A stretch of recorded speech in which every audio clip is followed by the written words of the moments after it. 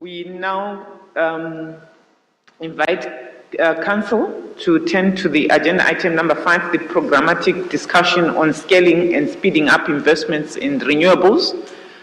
The preparation for discussions under this item, a background note with the same title set out in the document C/27BN/1 has been circulated. I will now invite the Deputy Director General to introduce the topic. Madam, you have the floor. Thank you, Madam Chair. Excellencies, distinguished delegates, ladies and gentlemen, good afternoon. This session is set to deliberate on one of the core pillars of the agency's mandate, which is to facilitate investment in renewable energy-based projects and programs across developing countries in our effort towards tripling of renewables by 2030 and a just energy transition. Looking back from 2013 to 2020, the Abu Dhabi Fund for Development and IRENA were engaged in a partnership known as the IRENA ADFT project facility, where ADFT committed $350 million in low-cost capital to 32 renewable energy projects from 24 countries.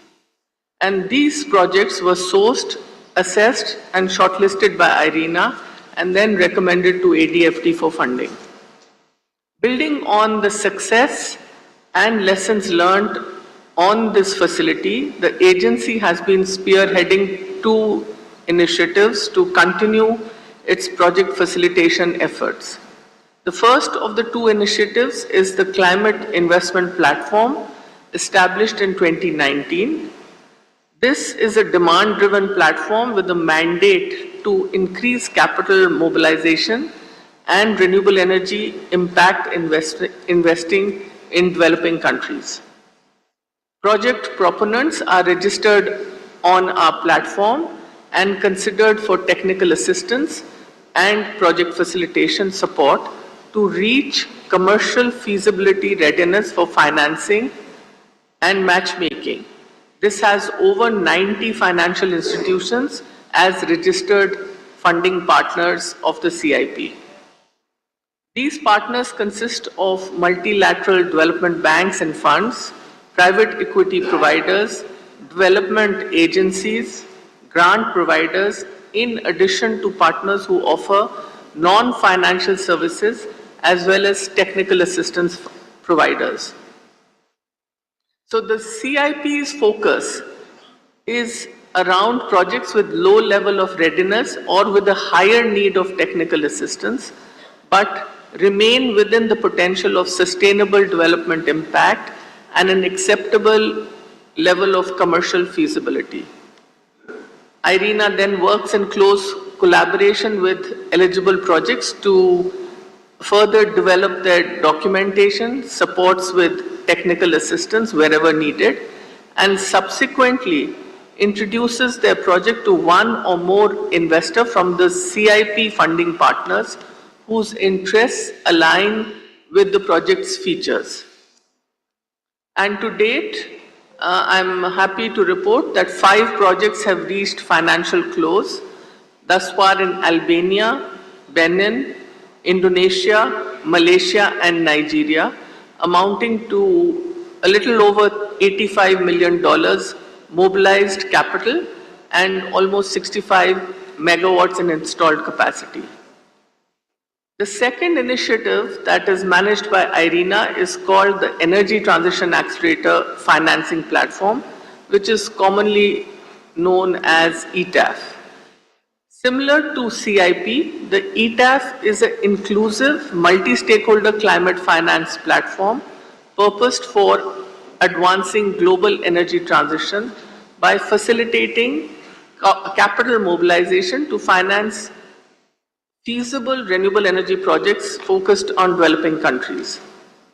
But in contrast to the CIP, this platform is composed of a fixed number of partners who have made financial commitments with a target of implementing 5 gigawatts in installed capacity by 2030. Since the last meeting of the Council, the ETAF partners have doubled to now be 13, who have collectively pledged $4 billion to be mobilized for energy transition projects. The ETAF's focus, as per its partners' criteria, is on projects with a higher level of readiness and a larger ticket size than the CIP. And since its call for proposal was launched in 2022, the ETAF partners have contributed to mobilizing $1 billion for over 900 megawatts of installed capacity for 3 projects in Uzbekistan. In alignment with the agency's efforts to scale up energy transition, as well as broader goals of COP28 to triple renewable energy and double efficiency measures globally, the APRA, or the Accelerated Partnership on Renewables in Africa, aims to mobilize finance, engage private sector, and provide targeted technical assistance and capacity building. APRA's innovative approach is guided by the national plans crafted by its member countries, thereby ensuring that the initiatives are tailored to specific needs and circumstances. The first APRA Investment Forum will take place from the 3rd to the 5th of September this year in Nairobi, Kenya. The call for projects was launched in May 2024 for developers working in APRA members to submit proposals to both CIP and ETAF for an opportunity for selected projects to be featured for matchmaking with financiers during the forum. The IRENA Secretariat team remains at your disposal to provide further detailed information on these initiatives and any other facet of our work related to project facilitation. Thank you so much, and I would now request Mr. Ahmed Badr, Director PFS, to take the floor. Thank you, DDG, for your comprehensive introduction. Well, I promise to be, I know it's the end of the day, and I will be very comprehensive, very brief, but I'm sure that within your interactions and interventions, we will give more details. Simply following what Deputy Director General explained about CIP and ETAF, any support IRENA is doing as part of its service offering to member countries is about those 5 pillars together. International collaboration to access to finance depending on the other competitive advantages that IRENA is doing through its policy support, through innovation support, through its technology. Whatever it is, policy regulatory reform is what infrastructure. I think DG mentioned today about the importance of readiness of infrastructure to attract finance, as well as also along supply chain. So all these 5 pillars you see is very important to speed up energy transition. And from that 5 integration of pillars, basically the 2 platform has came into life starting 2020. I start in reverse way that Deputy Director General mentioned.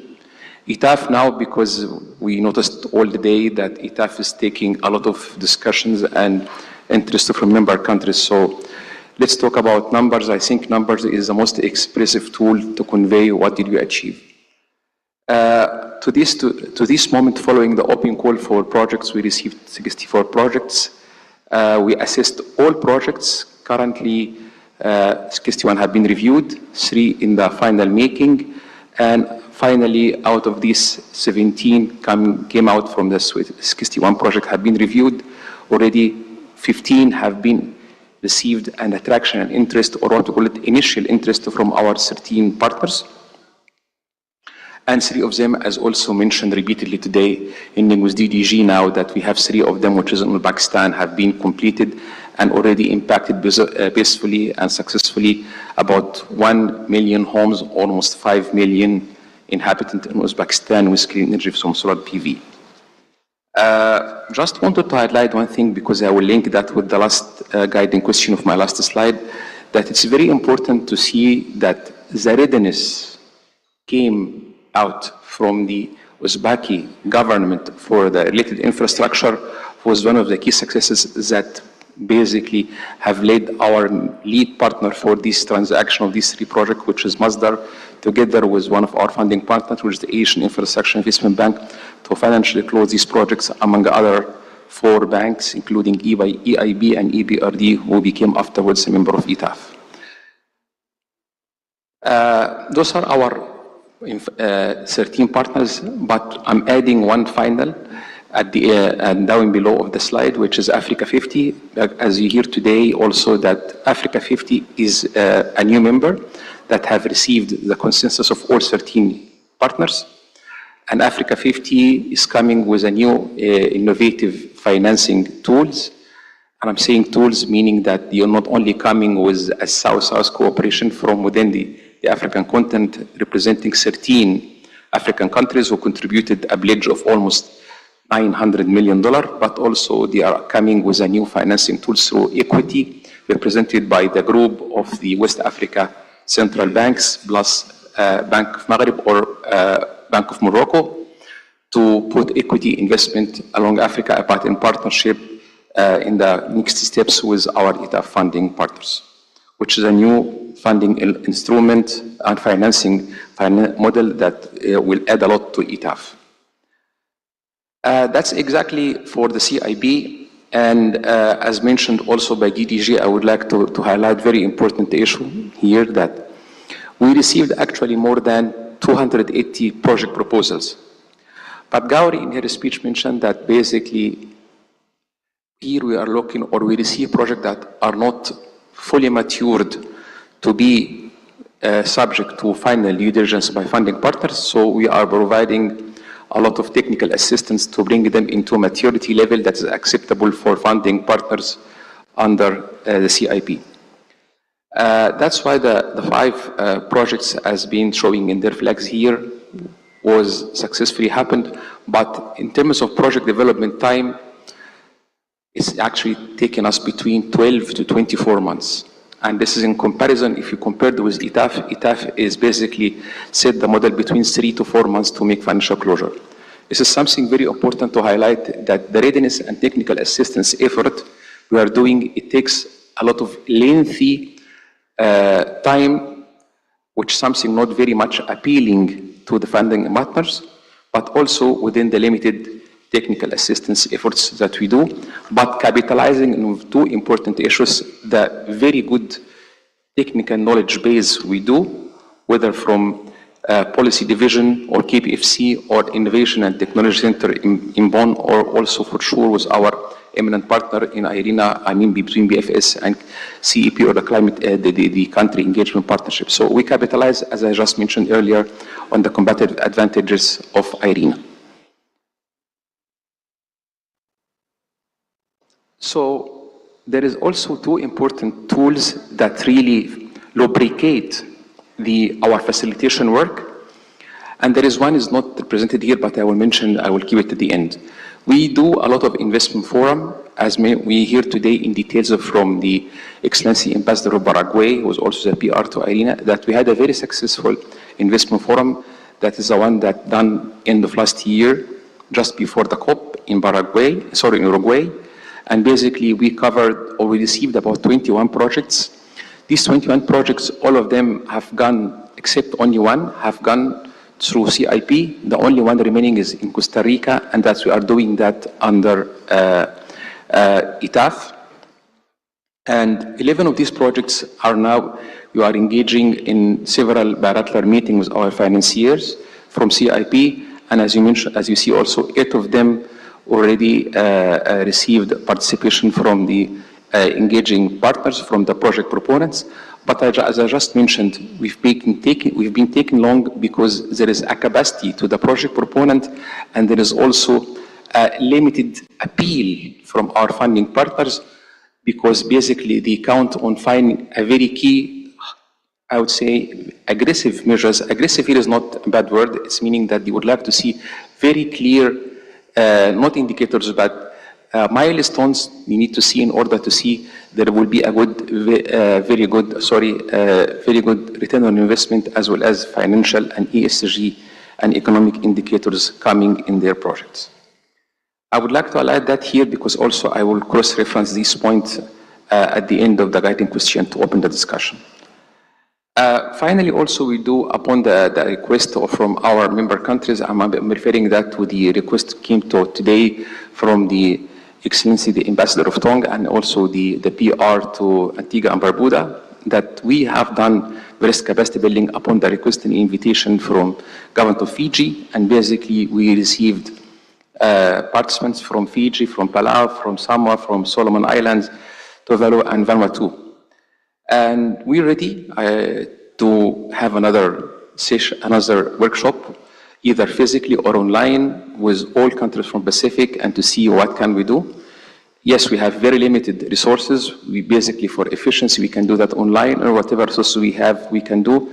And we hope, before we do that, and actually we will do this, that we ask for projects to have real cases happening to receive our support. And then we can present that either to CIB or ITAF. APRA is another unique model that was basically initiated based on the very important initiative came from His Majesty the President of Kenya last September, where UAE, as at that time coming presidency for COP28, have announced their support through Abu Dhabi Fund for Development, and also together with Denmark and United States joint later. And the APRA actually is covering 7 African countries. And those 7 countries, we already started to work with them. We had various rounds of discussion physically by our team visiting Ethiopia. That was last week. And before that, we had another round with Rwanda, and we had earlier one basically with Zimbabwe, and we already covered consultation with Kenya, Ghana, as well as Tanzania, and Zimbabwe for sure.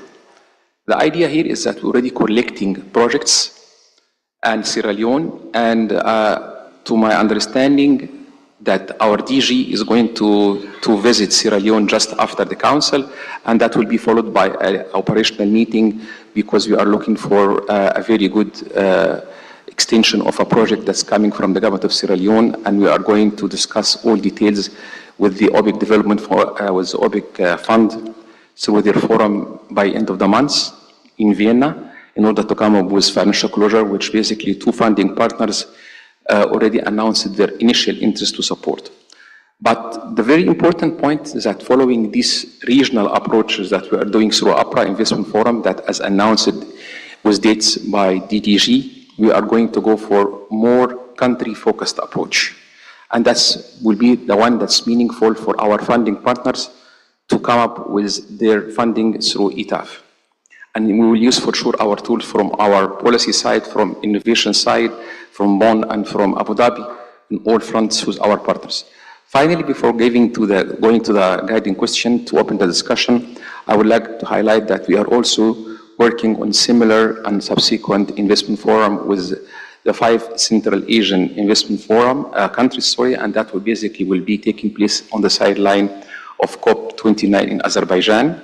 And I met already with the 5 Central Asian countries, I mean Tajikistan, Uzbekistan, Turkmenistan, and the other 2 in Rome last week, and we already started to see they are having very strong interest to receive funding and to cooperate with us. My final slide, I don't know, but I think it's something, it's not appearing here, but it's coming on my paper here, that we would like to hear from our member countries about 3 important elements. Number 1, we talked today about the importance of communication and awareness that we do to encourage our member countries to understand very well what's ITAF. And here I would like to highlight a very important issue that we repeatedly mentioned today, but it's relevant for discussion, and I kept it to the end to say it. Again, IRENA is not a bank. IRENA is working on the point that's not appealing to the funding partners. even again I repeat, not more appealing to the private sector developers, which is the development of the project either on time or in cost. The development partners as MDBs, as multilateral development banks, IFIs, or basically coming from bilaterals, really wanted to see projects ready to come and finance. They have the funding. There is always a problem, is not in the financing. Sorry, there is not any problem for financing, sorry. The money is always there. It's about funding first the project that's really well developed. This is part. The second issue is that government is not looking for it with a lot of appetite, and they are looking for how IRENA could help, among other countries in the developed side of the world, is basically the cost of capital. So co-blending between expensive cost of capital or the cost of lending plus concessional one, like what ADFD is doing through ETAF, is really the other pillar that we are doing. So my second question, what is the interest of the developing countries today to see us supporting on these two fronts? And my final question is really, what are the challenges that each country would like to have IRENA supporting in order to see how can we help? These are the three issues I will summarize, and in final, what kind of awareness on what is the best mood to reach you? Second, what are the challenges you face in order for us to help you? And finally, what are the elements for the development cost or cost of capital or any other elements that you would like us to help you to reach energy transition through project financing, which we can facilitate? I will stop here, handing over back to our Deputy Director General. Over to you, Gauri. Back to you, Chair. Thank you. I think this is a very critical discussion. I know we are tired and we need to rest. However, the issue of scaling up and speeding up investments came up almost in every submission from most of the countries, with some clearly stating the need for capacitation in terms of how they can understand and what they need to put in place to access the financing from the various platforms which we have already spoken to. I think from the teams, there's already been calls for further training and appreciation in terms of what is required, especially by the seed states, and I think it will apply for most of the countries which are looking for capital. We'd like to thank the Deputy Director General and Mr. Bard for the presentations, and I would like to open this to the interventions from the floor. Okay, thank you I had not seen anything coming up, so yeah. So we have the United States, the United Arab Emirates. I think they were up first. They will be followed by the United States and Egypt. We'll take the first three, and then we'll continue to. I just want a reminder to say the translation will not be available after 6:30, so let's try as much as possible to bring in the discussions before 6:30. Over to you, Madam. Thank you, Madam Chair. Thank you, Deputy Director General, and thank you, Ahmed, for the very important presentation. I can't agree more. The success of an inclusive energy transition depends on the global community's ability to mobilize funding where it is most needed. ETAF has notably overachieved in this regard, raising $4 billion from 13 engaged institutions, $3 billion above the initial $1 billion target. The fact that more than 1 million homes are already being powered by ETAF projects represent very good progress.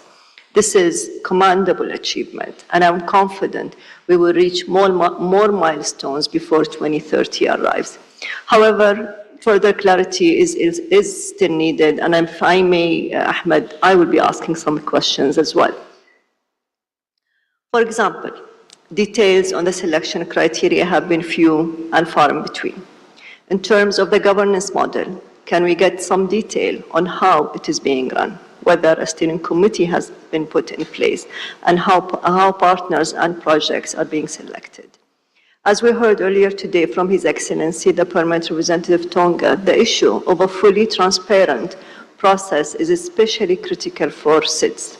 As we all know, finance is only mobilized effectively if it is utilized and deployed properly. Are there any mechanisms in place to hold partner institutions accountable if they do not take further action beyond their initial financial commitments? The PFS team has done excellent work, and we should be proud of this achievement, but next steps are very crucial.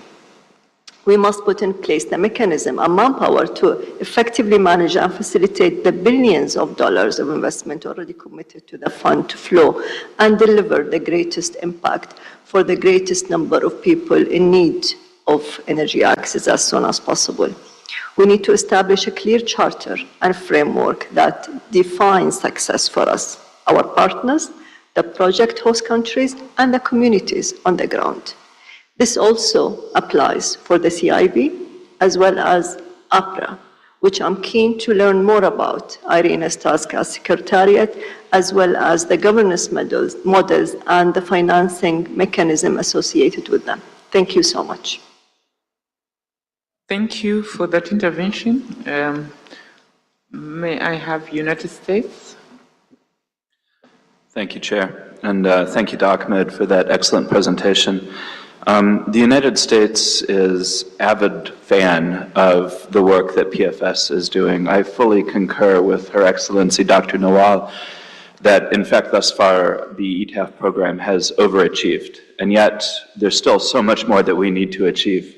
As the Chair aptly noted, the need for further finance to mobilize capital and bring it into markets that thus far have not received what they need to undertake the energy transition, or in some cases even to undertake electrification in the first place, can't be overstated. So more is needed, and we salute what has been done, but we are eager for further details, as I believe are many other member states here.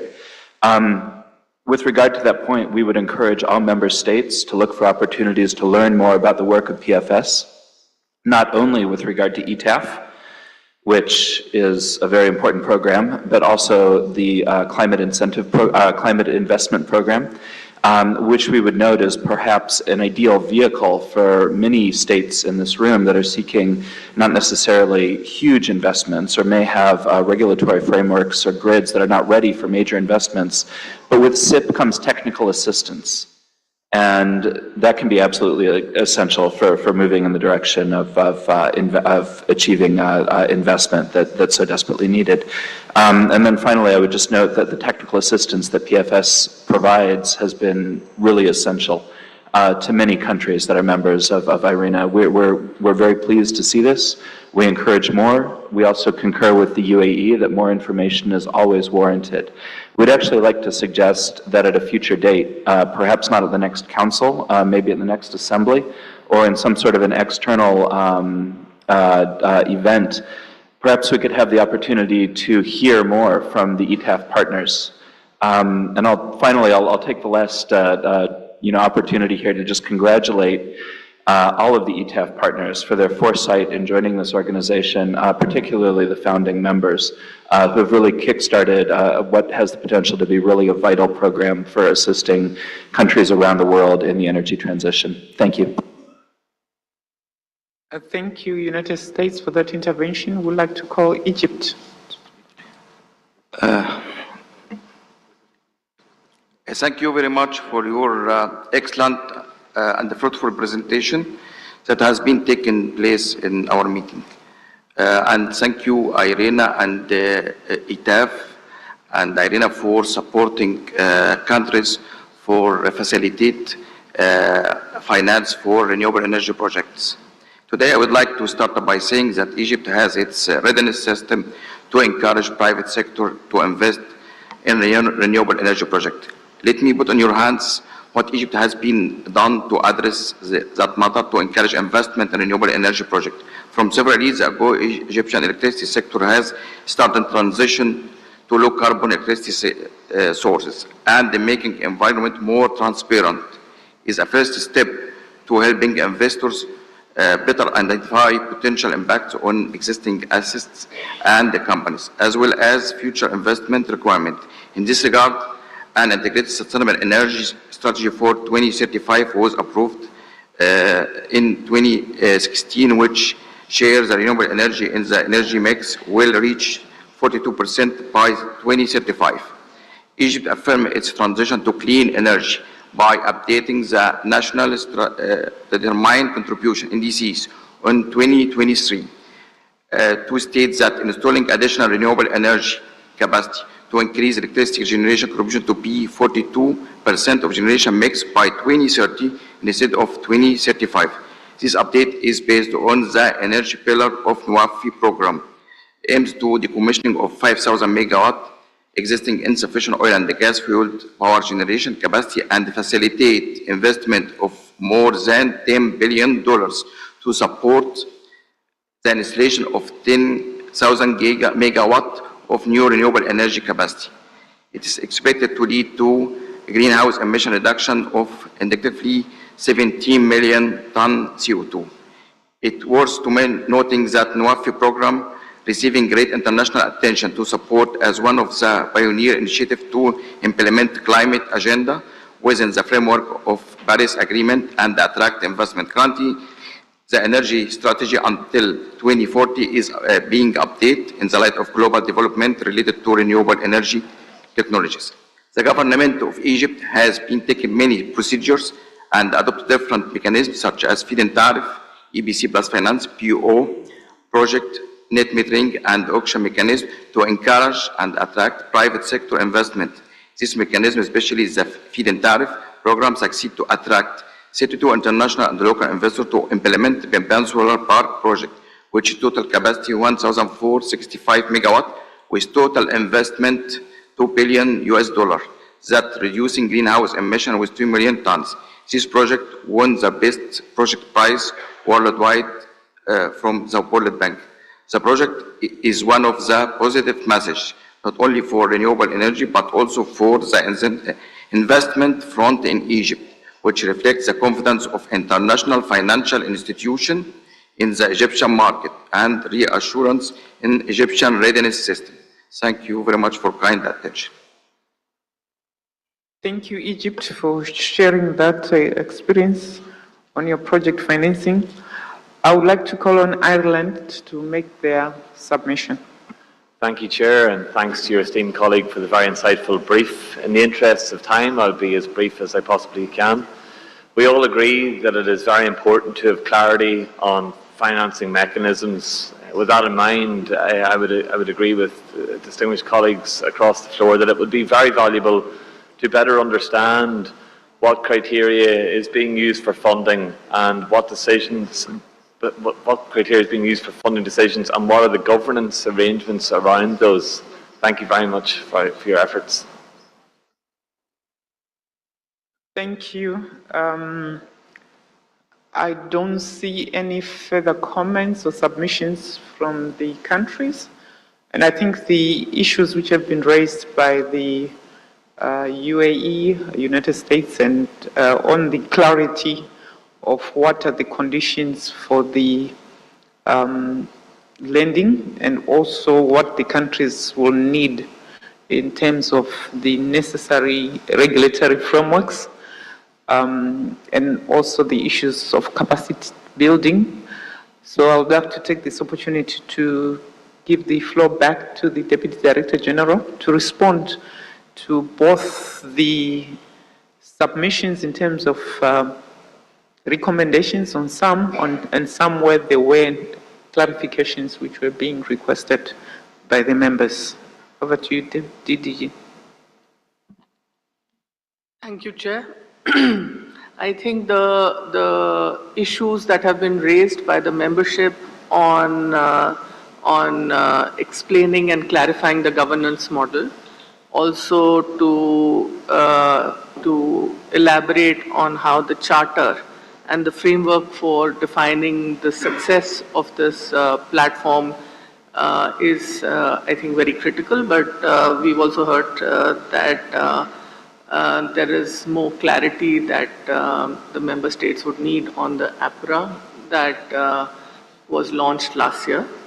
And I also think that the suggestion that was made by the member state for having a specific event on the margins of the assembly where the ETAF partners could actually be invited to share their experience of this platform as it moves forward are very well noted.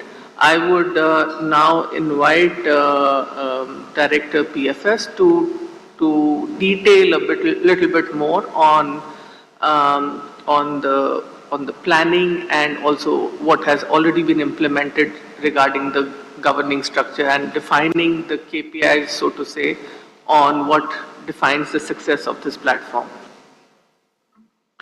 Thank you, DTG, and I would like to thank you very much, Excellency Dr. Nawal and the United States for their comments. To answer this question in a very clear way, let's compare our business model with the model of Green Climate Fund. Because in a very simple way, to bring 13 partners to work together, each of these banks, basically, they need to follow the rules because each bank have their own governance structure. So the paradigm shift we changed in our ETAF is that there are only 3 key criteria already in the website, and we presented that when we launched the various founding partners, which is Abu Dhabi Fund, Masdar with AIIB, and Swiss Re back in the COP27 in Egypt. These are the 3 only key criteria, which is the country must have, any country would like to receive support from ETAF, either through private sector or public sector, has to have NDC, this is risk criteria. The second one, they have basically to have a very clear national environmental and social governance framework. And third, and finally, they are committed to SDGs. These are the only 3 criteria which, as you can see, Excellency Dr. Nawal and also our the member country, United States, it's very generic. Otherwise, it's almost impossible to have 13 banks work together in IRENA.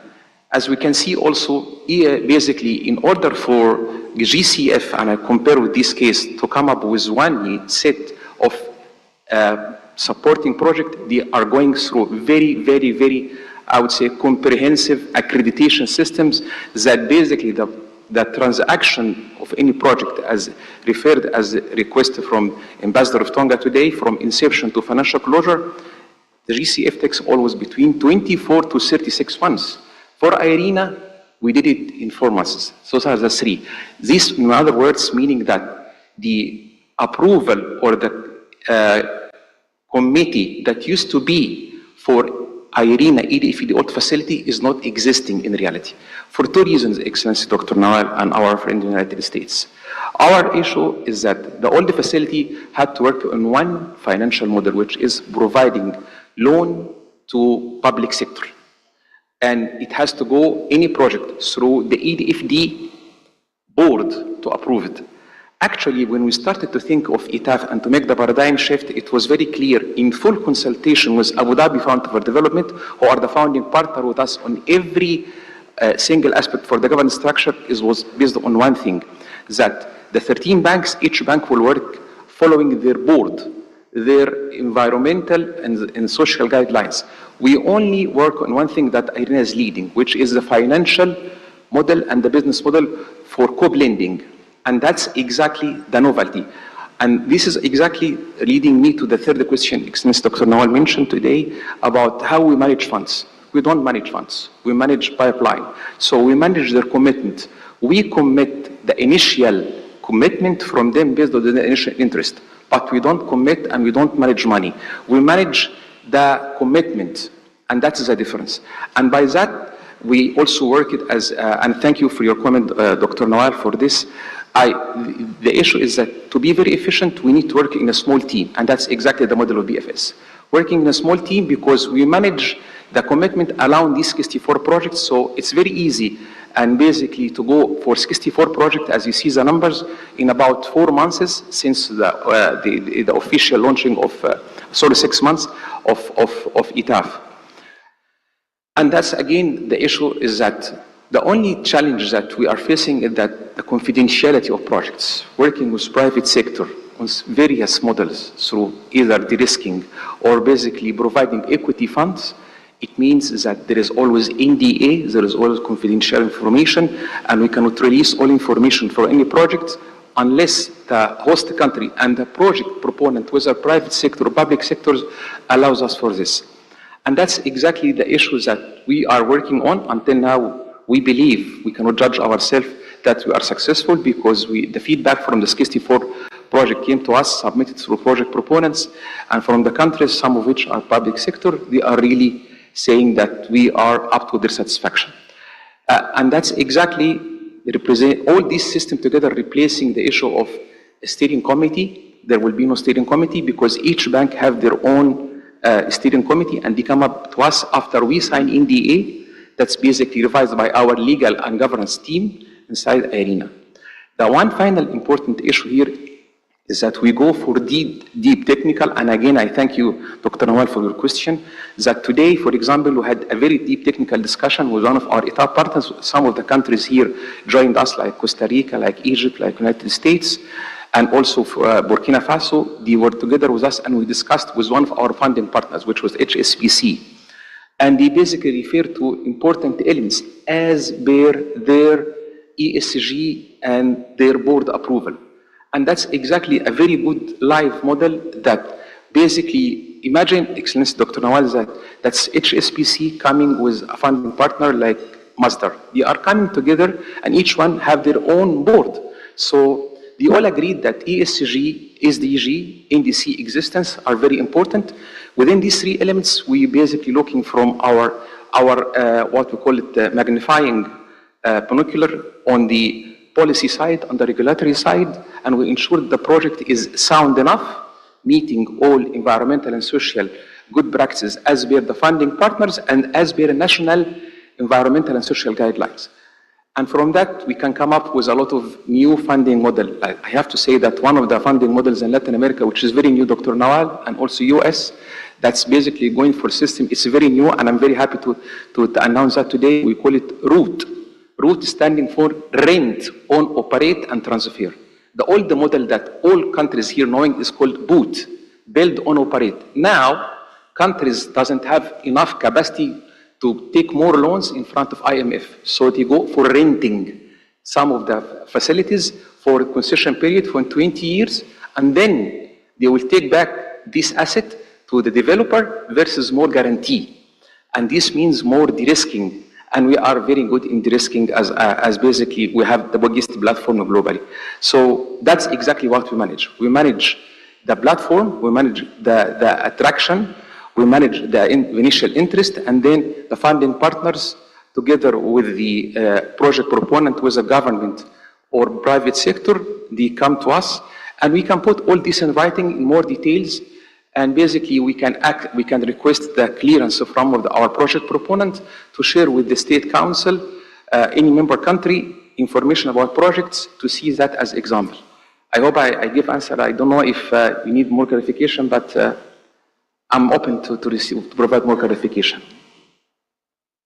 Thank you for that response. I saw there's India who would like to come in and comment. You have the floor. Madam Chair, our intention is not to drag this long day further, but with your permission, I would like to highlight some of the out-of-the-box areas of support to member states based on our national experience on this subject. Firstly, there is a need to tap unconventional funds, such as pension funds, bonds, to finance renewable energy projects. It is important to also discuss how IRENA can support the effort of member states in this endeavor. Secondly, many countries are working bilaterally with the countries in the developing world to support renewable energy projects through loans and grants. Can IRENA provide support for such projects through project facilitation? Thirdly, India has succeeded in involving a whole-of-government approach to create simple and predictable policy frameworks to reduce the investment risks in the renewable sector. This has been done through consistent tariff policy, standardization of solar PPA, among others. We would like to know if such policy and regulatory framework support has been extended by IRENA to member countries. Thank you, Chair. Thank you for that. I think before we close this item, there has been, I think India's submission is similar to us, where we do also have local funding, where pension funds through prescribed asset status have been building very small projects, and they will want to partner with other bigger funds so that they are able to de-risk the projects given that they are existing in those countries, and also the issues of bilateral loans and grants. And I think the question is, has IRENA assisted some of these countries to come up with the necessary frameworks, including the standard PPAs, to address these issues of de-risking the projects? Well, allow me to answer. Please As always, be brief, so that I will be very the time brief. is not on our side. Let me start by something I learned from Gauri, that first of all, we have to understand that India is a continent. It's not a country. But the answer to your question is yes and yes.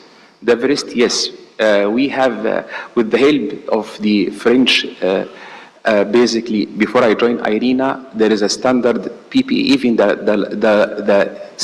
legal advisor is basically French Vietnamese, who worked with IRENA to standardize a PPA for solar PV, and that basically it was utilized and is still in consideration for some of the countries. I cannot reveal the name of these countries, but yes, that's really the case. We have a standard PPA, and it really helped a lot of countries to use that for the scaling solar program that basically World Bank is doing, and we had a couple of projects under CIB. Again, I cannot mention the name of the country because I don't have the permission of the country, but yes, and I can talk to you after the session on this. But for local funding, yes, we're doing that basically through Africa 50, but this project is under consideration within the 15 projects that we talked about. But also we're considering that more. The issue is that India is more advancing than IRENA for such a kind of local funding, but it's really the case. And that's why when I mentioned in my presentation about Africa 50, I refer to basically Bank of Morocco and the other central banks who are basically spreading that around. But also there is another model that we are currently considering with EBRD, and I'm going to be very brief. It's called the Green Economy Financing Facility, or GEF, which basically the EBRD is providing a very special concessional rate lending to local banks, and local banks provide that through the value chain to the end users, and by that they have a standardized local PPA, and basically this experience, we have done that in Morocco, in Egypt, in Turkey, in Tunisia, and we are working to consider that with some of African countries. Again, with EBRD, given they are expanding in Africa, in West Africa specifically, starting early January 2025. But yes, we are considering, we didn't put that in practice yet, but it's already in the pipeline, in the making. I stop here, thank you. Thank you, Madam Deputy Director and Mr. Ba, for the reflections and responses to the different submissions which have come from members, including those who have shared their own experience and alternative options for funding the projects. And I think it's clear that what we would want to see as countries is action, because if we can't act, we cannot transition, and that action involves funding. And this is a very critical discussion which we have as we close our deliberations for the day.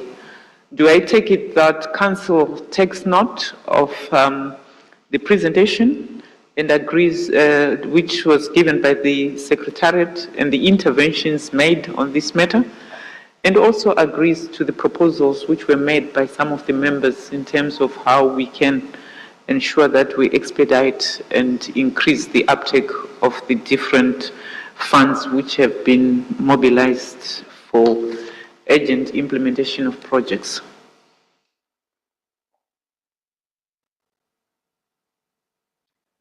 I hear no objection. It is so decided.